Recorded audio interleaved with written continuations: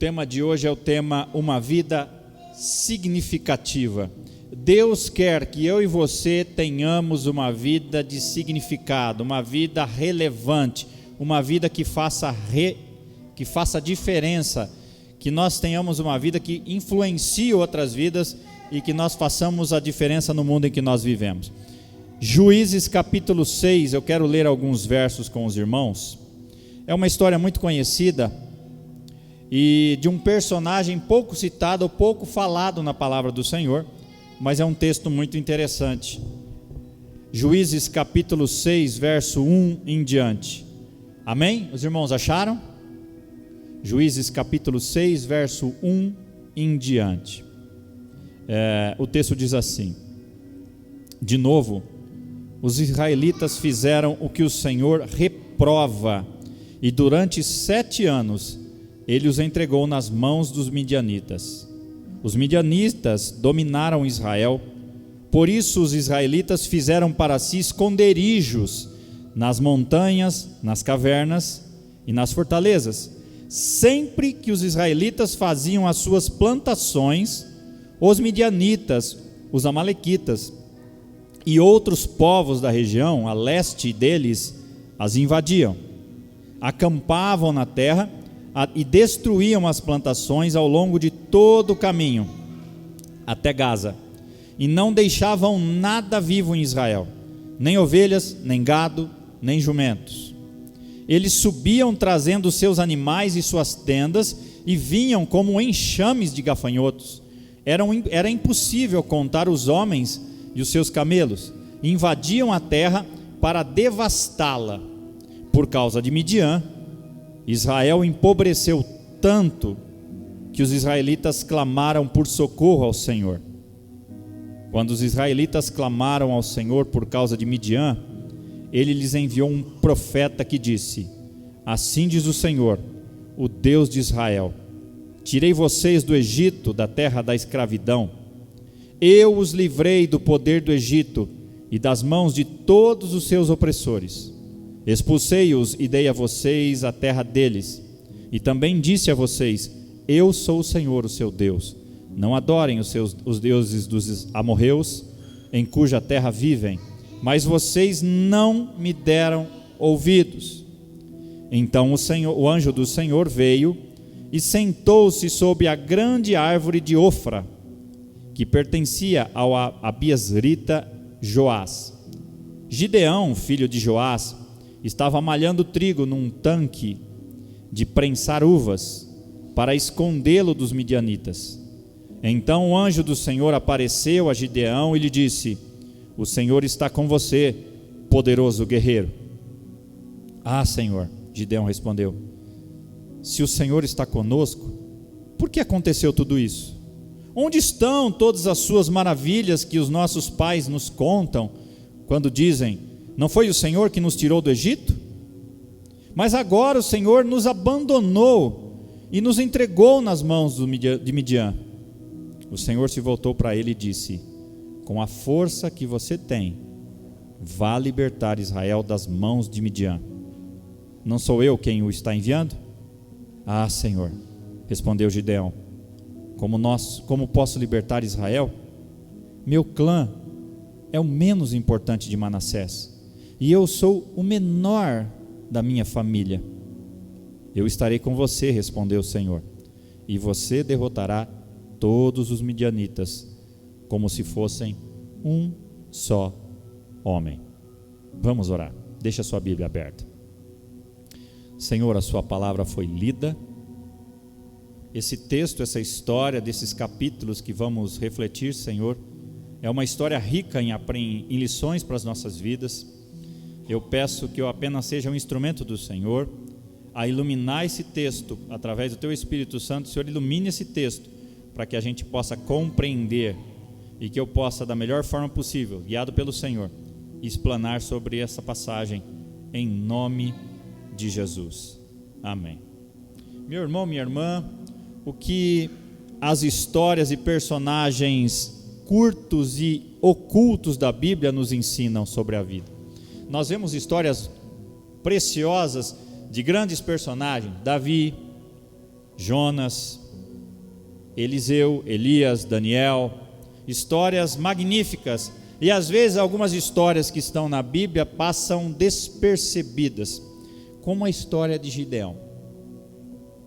Surpreendentemente, algumas das melhores lições que nós temos de aprender sobre como viver uma vida que agrade ao Senhor estão em histórias pequenas narradas nas Escrituras, que muitas vezes nós que lemos pouco, muitas vezes a palavra, não descobrimos.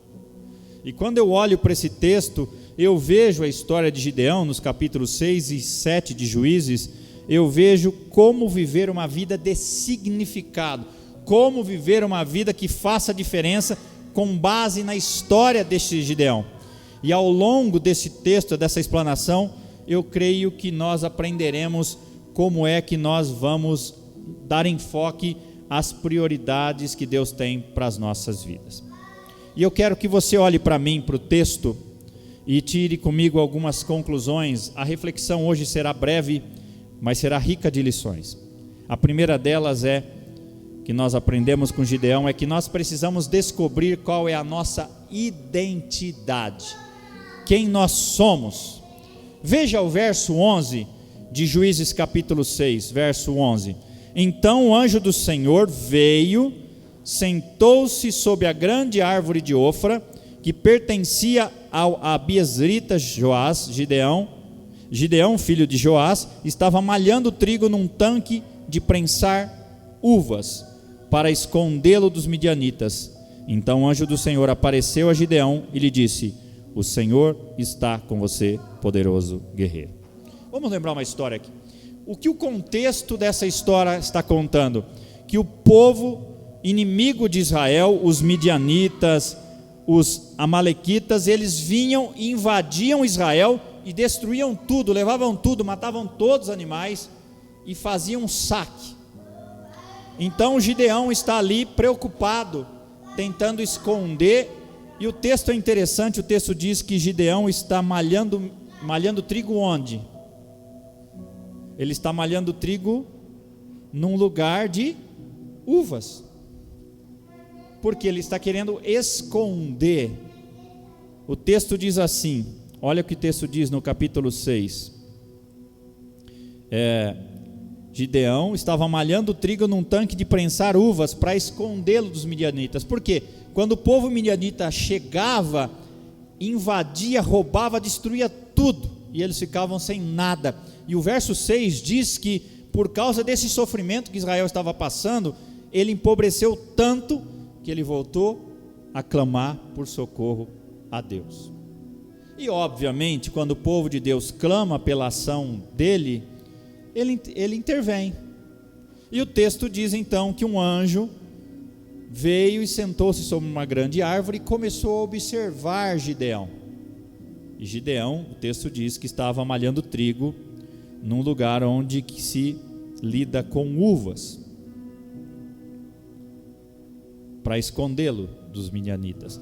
Mas observe uma coisa, veja o verso 12. Então o anjo do Senhor apareceu a Gideão e lhe disse, o que ele disse? Vamos falar junto comigo? O Senhor está com você, poderoso guerreiro. Quando Deus nos vê em algumas situações da vida e Ele quer que a gente tenha uma vida significativa, é importante a gente descobrir qual é a nossa identidade. Quem Deus disse que Gideão era? Um poderoso guerreiro. Numa outra tradução, valente, homem corajoso. Mas o texto nos mostra mais à frente que Gideão na realidade era covarde, era medroso, ele se sentia pequeno, insignificante. Então, diante de circunstâncias tão contrárias que Gideão vivia e que você pode estar vivendo, você pode ter uma escolha. Ou você olha para as suas circunstâncias, ou você ouve o que Deus diz sobre você. Se você olhar para as circunstâncias que você está enfrentando e olhar para quem você é, sem olhar para o que Deus fala de você, você é tentado a desistir a se acovardar e a se esconder.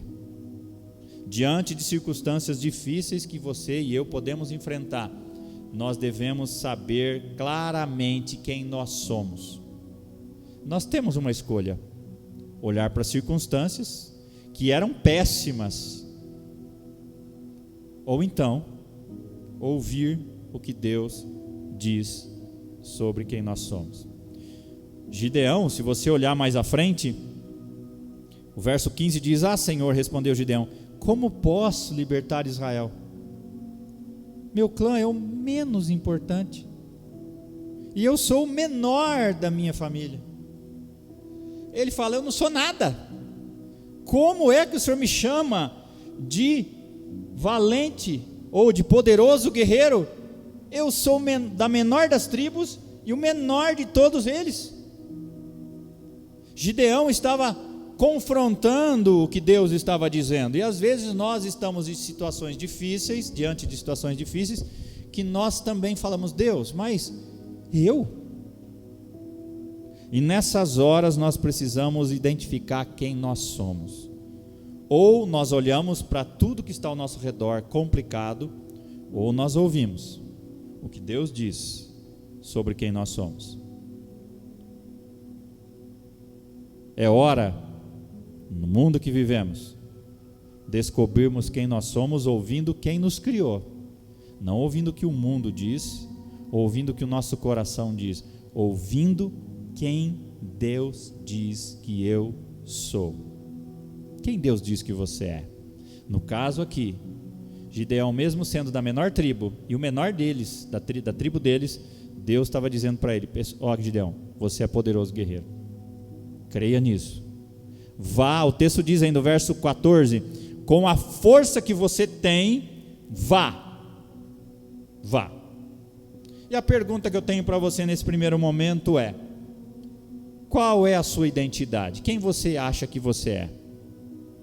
Fora Deus, a pessoa que mais conhece você é você. Você sabe quais são as suas fraquezas, você sabe qual é o seu calcanhar de Aquiles, quais são os seus pontos fracos. E Deus pode estar chamando e desafiando você a ter uma vida significativa, a fazer diferença. Então, você não pode olhar para as circunstâncias, você tem que olhar para quem Deus diz que você é. E eu quero que você declare comigo dizendo assim: eu sou quem Deus diz que eu sou.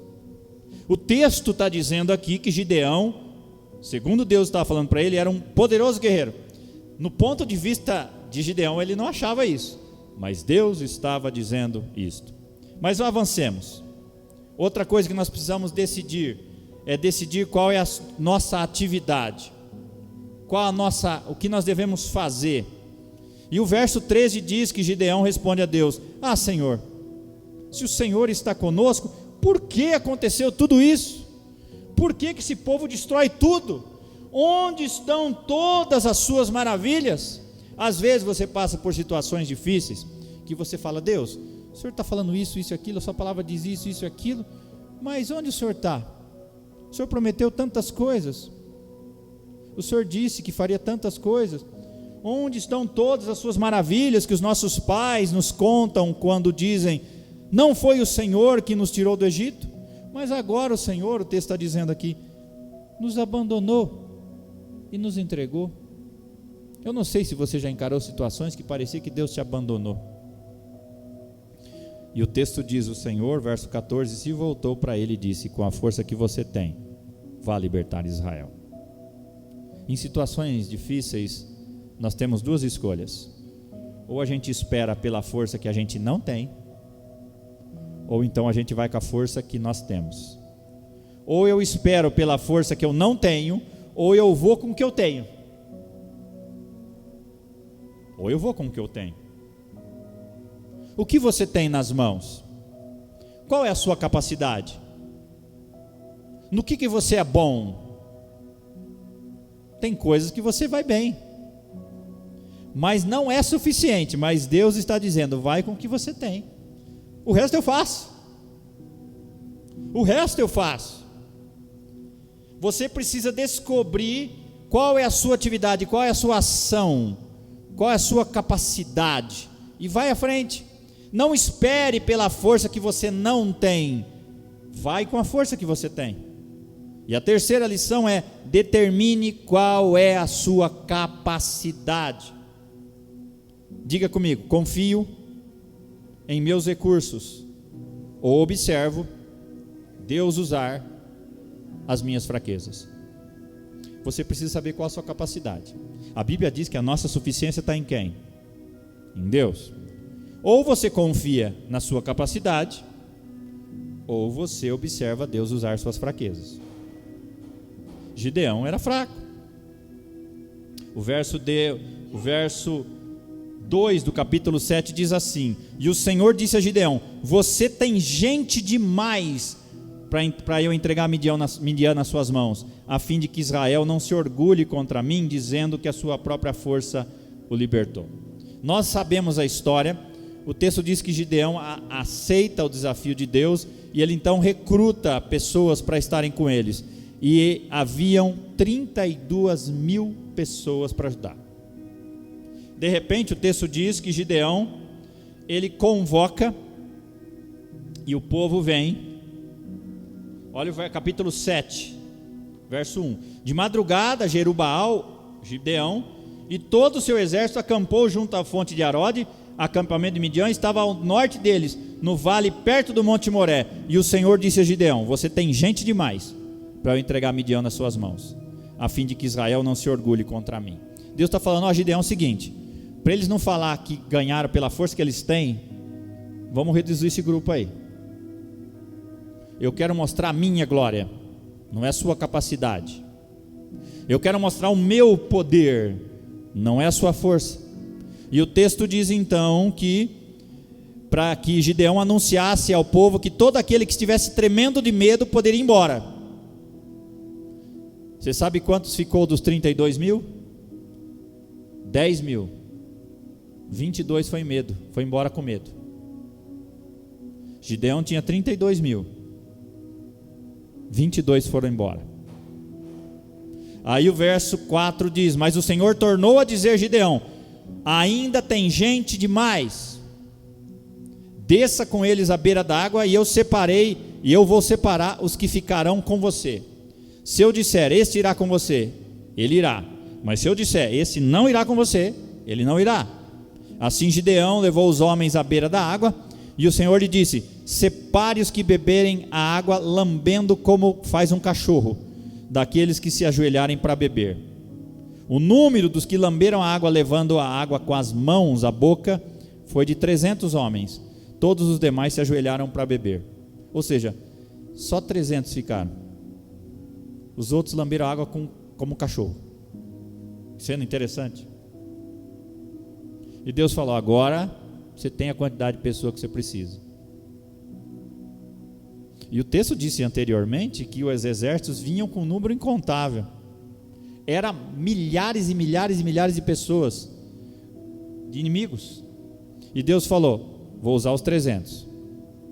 Você e os 300. Aí eu fico pensando, meu irmão, minha irmã, nós muitas vezes enfrentamos situações que fogem do nosso controle. E eu quero que você observe uma coisa. Vejamos qual é o processo de Deus a usar as nossas fraquezas para trazer glória a Ele. Vamos lembrar de algumas histórias aqui. Quem aqui lembra da história de Davi? Lembra só, erga sua mão aí. Conhece a história de Davi? Não vou pedir para você contar para mim não. Mas o texto diz que Davi venceu um gigante usando o quê? Uma pedra e uma funda. Uma pedra. Um gigante extremamente treinado para a guerra, e Davi com uma pedrinha. Na realidade a pedra não tinha força nenhuma. Foi Deus quem derrubou o gigante. A pedra foi um símbolo. Você acha que um gigante preparado como ele estava, aquela pedra derrubaria aquele gigante? Foi Deus quem fez. A glória daquela vitória foi de Deus. Aí eu me lembro também de uma cena narrada no Evangelho de João, capítulo 6, em que a multiplicação de pães. E o texto diz que Jesus falou: procurem aí ver se tem pão, alguma coisa para servir para o povo, que tem muita gente com fome.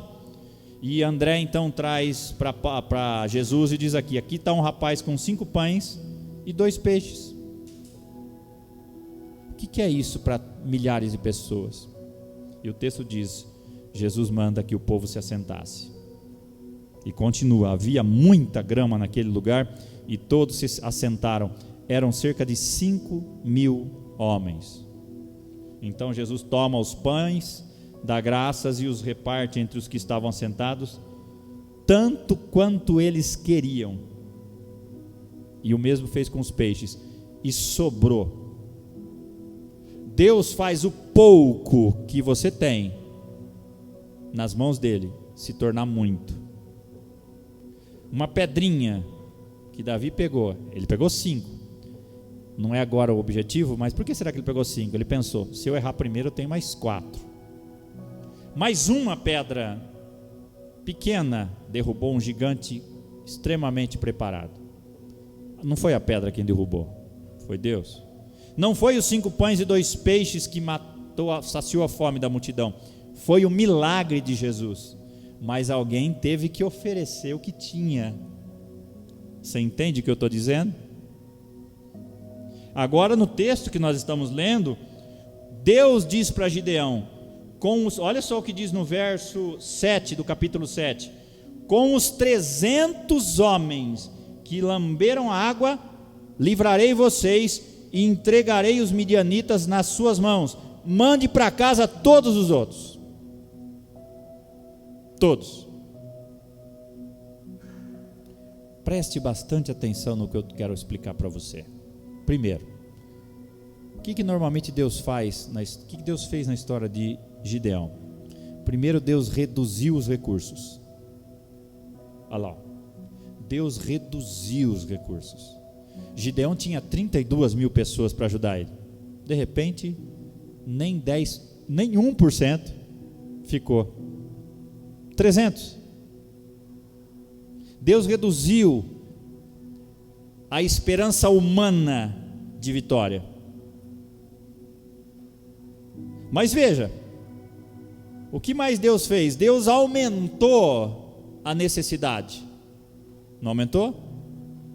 E veja mais, surge alguém que confia em Deus com um pouco que tem. Como na história de Davi, como na história do rapaz que tinha 5 pães e 2 peixes, ele podia ter escondido, mas ele ofereceu. A história de Gideão nos diz que Deus reduziu os recursos, Deus aumentou a necessidade, mas sempre teve alguém que confiasse em Deus, o pouco que tinha, para que Deus fizesse a coisa acontecer. Gideão foi esse. E então Deus usa o pouco que a gente tem para mostrar o quão grande Ele é. A glória dele. Lembre-se disso. O pouco. Me lembro de Moisés quando estava no monte Horebe, onde a sarça ardia e não se consumia. E Moisés falou, deu um monte de desculpas. E Deus disse: o que você tem na mão? E Deus está dizendo para você hoje, que acha que não tem capacidade para isso ou aquilo, o que você tem na mão? Ofereça o pouco que você tem, que eu posso fazer um milagre a partir disto. Para Paulo, Deus diz: a minha graça te basta. Para Paulo escreve: temos esse tesouro em vasos de barro, para mostrar que esse poder que a tudo excede provém de Deus e não de nós. Deus trabalha através de nós para cumprir a sua vontade. Se você observar em Juízes capítulo 6, verso 15 e 16, ele diz: ah, Senhor, como posso libertar Israel?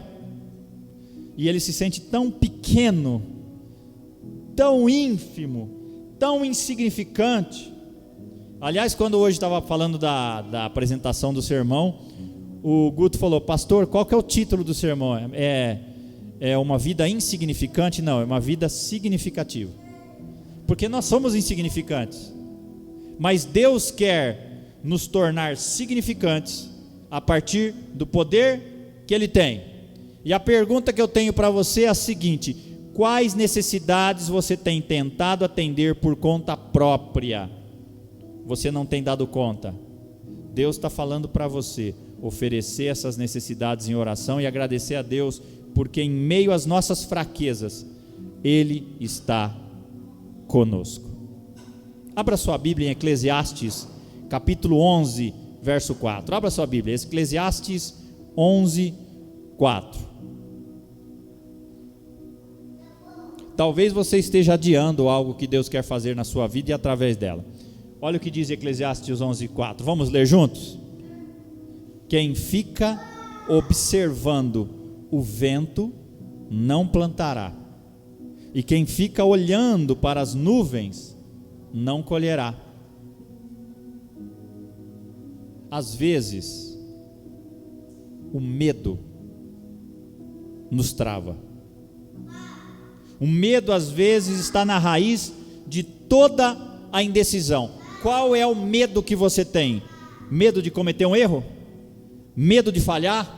Medo de se envergonhar? Medo de assumir um compromisso que você não pode cumprir? Medo de que alguém vai rir de você ou vai te rejeitar? É sempre o medo que nos deixa indecisos. A gente não gosta de admitir que a gente tem medo, então a gente arruma desculpas. A Bíblia está cheia de gente que arranja desculpas. Moisés, ele diz: Deus, eu não posso falar. Gideão acabou de dizer: eu sou muito jovem, eu sou da menor tribo. Abraão, o que Abraão disse? Eu sou muito velho. Ou é muito velho, ou é muito novo, ou é muito jovem. Qual é a sua desculpa para não fazer o que Deus está mandando você fazer? Qual é a sua desculpa para não ter um compromisso mais sério com Deus? Deus tem um sonho para a sua vida e Jesus quer ser o centro da sua vida. E você pode estar pensando aí: pastor, o senhor está falando isso, isso e aquilo, mas eu não tenho tempo. Essa é a maior desculpa que eu ouço hoje, confesso. Eu não tenho tempo, meu tempo está tomado.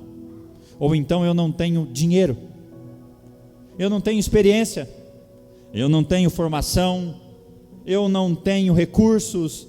Se ao menos eu fosse casado, ou se ao menos eu fosse solteiro, e se eu não tivesse filhos, ou se eu tivesse filhos, se eu fosse mais velho, ou se eu fosse mais jovem, se eu tivesse em outro país, ou se fosse outro ano, talvez eu ajudaria, talvez eu fizesse. A gente sempre arranja desculpas para não fazer nada no reino de Deus.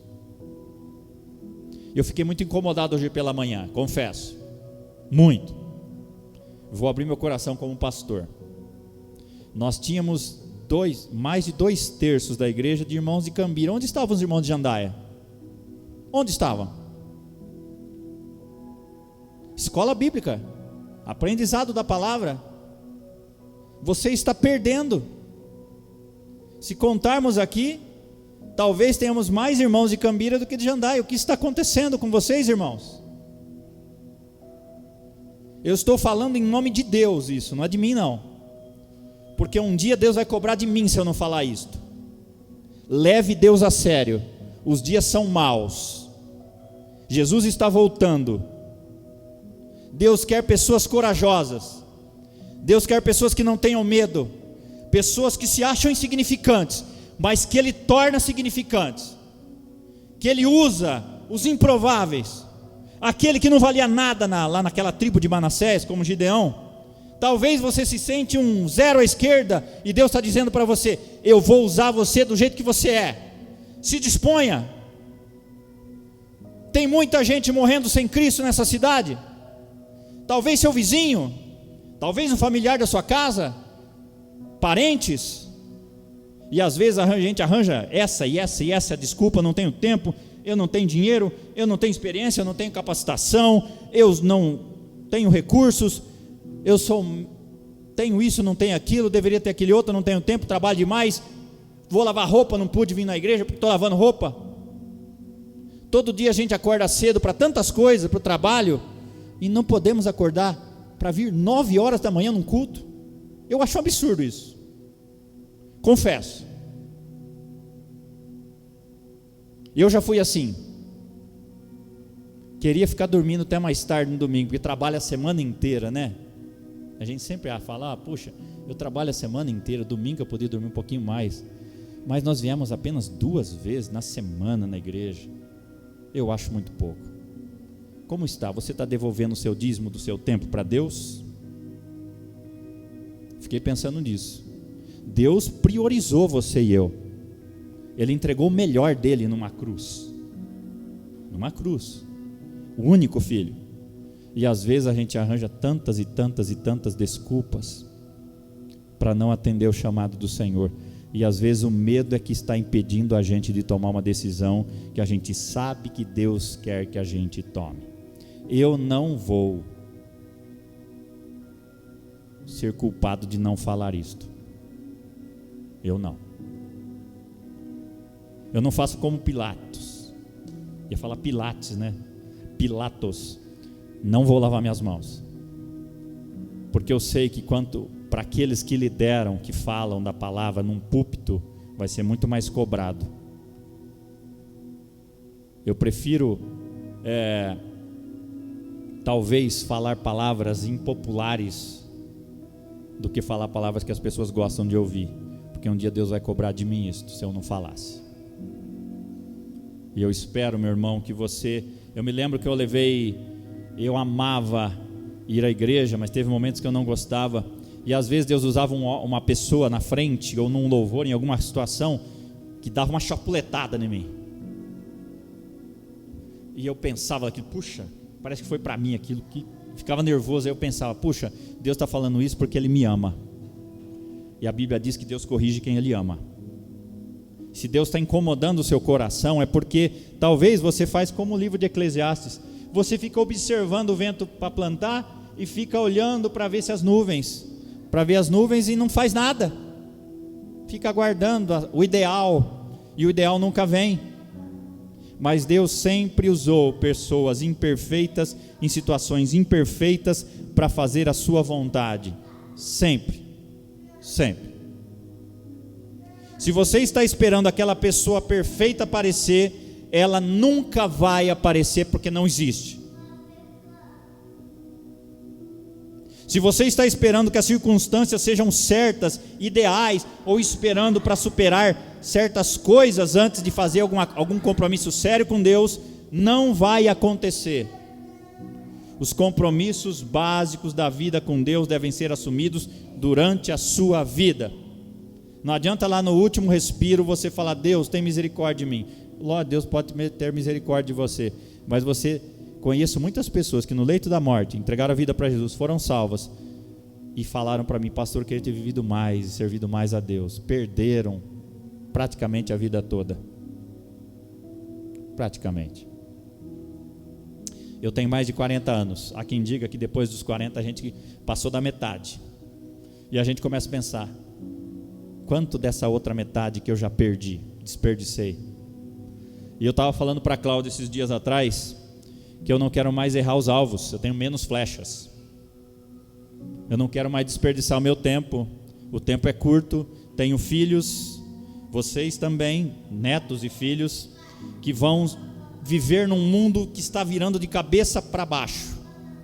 E se nós não tivermos pulso como cristãos, para nos posicionarmos e falarmos dos valores de Cristo aos nossos filhos, às próximas gerações, o mundo estará destruído, a família está sendo destruída.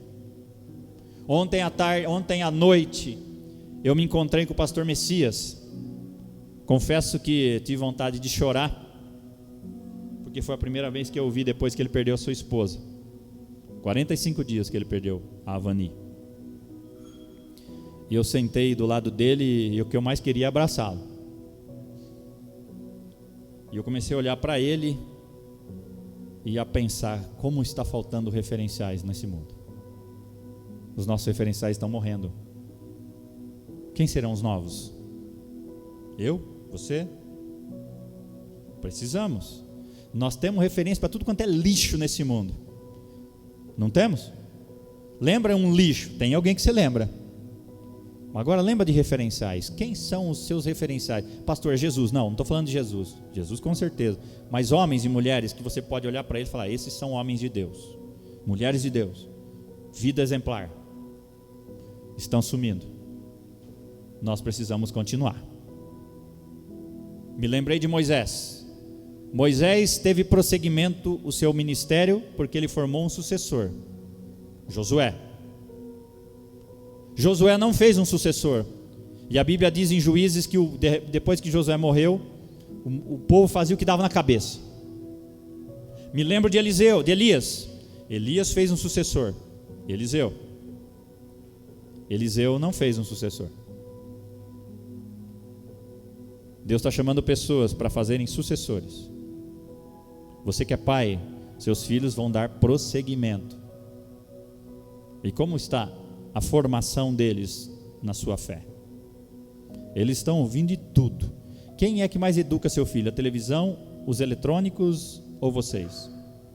Ou a escola? Não delegue à escola o que é função sua. Depois você vai pagar um preço muito alto.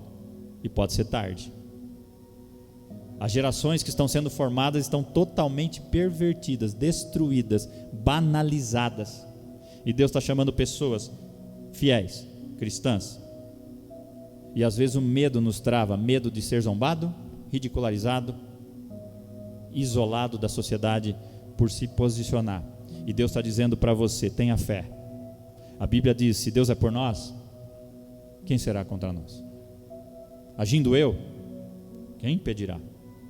Você precisa confiar os seus medos a Deus e começar a se mover apesar dos problemas, dos medos e das dúvidas. Precisa seguir em frente apesar do medo. Um dia esses bancos, eu creio em nome de Jesus, estarão ocupados por outras pessoas. Um dia todos nós, daqui, 70 anos, não estaremos mais aqui. Será que terão bancos ocupados aqui? Outros que passaram antes da gente deixaram legados. O pai da Sandra é um deles. E outros homens que eu poderia falar aqui, que formaram seus filhos, estão aqui. E assim sucessivamente, a igreja vai continuar. A Bíblia diz que as portas do inferno não prevalecerão contra a igreja. Sempre haverá um remanescente fiel. Você faz parte dele. As coisas estão se estreitando. E eu imploro, como pastor, que você faça algo grande com a sua vida por amor de Jesus. Deus não chamou um bando de covardes. Deus chamou um exército que não confia na sua própria força, que confia na força de Jesus, na força do Senhor, que pode ser pequena aos olhos humanos, mas com a força que Deus dá, as coisas acontecem. Um povo que tome decisões que vão determinar o seu destino no futuro. Um povo que está cansado de viver essa monotonia, essa mediocridade. Um povo que está cansado de viver na média. Todo mundo fala: tá bom, na escola, se eu tirar a média tá bom, vou passar de ano. Deus não quer gente assim. Deus quer que seja o melhor que você pode fazer. Porque você está fazendo para Ele, Ele fez o melhor para você. Não desperdice a sua vida. A vida não tem esboço, não tem ensaio de viver. Você aprende vivendo, nas suas decisões, erros e acertos. Quem aqui já errou alguma vez alguma decisão na vida além de mim? Bom, é um primeiro começo, você conhecer. É hora da gente crescer, né? Aí você fala: pastor, mas eu termino com isso. Por que Deus escolhe e usa pessoas que parecem desqualificadas? Porque se Ele fizesse o contrário, a glória não seria dele. Por que eu estou aqui hoje? Tem muita gente melhor do que eu. Por que Deus usa pessoas desqualificadas? Primeiro, para obter a atenção do mundo. Quando Deus usa pessoas que aparentemente não têm qualificação, e Ele faz grandes coisas, que Ele chama a atenção, o mundo fica vendo. Como que esse povo fez isso? Deus que fez. A glória de Deus. Para receber toda a glória, Deus não divide a sua glória. O diabo quis ser como Deus, foi expulso. Quem dera nós. Por que Deus usa pessoas desqualificadas? para conservar a mensagem sempre simples, a glória dele, para promover confiança nele, não nas pessoas. Tem muita gente colocando confiança e esperança de solução para o país e para o mundo em pessoas. Pare com isso. É Deus quem faz isso. Deus usa pessoas, mas a glória é dele. Por que Deus usa as pessoas desqualificadas? Para nos encher do seu poder. O poder dele se aperfeiçoa quando? Quando a gente é fraco. Quando a gente é fraco. Eu quero sair daqui com a minha consciência tranquila, como pastor, que eu desafiei você a parar de viver essa vida medíocre.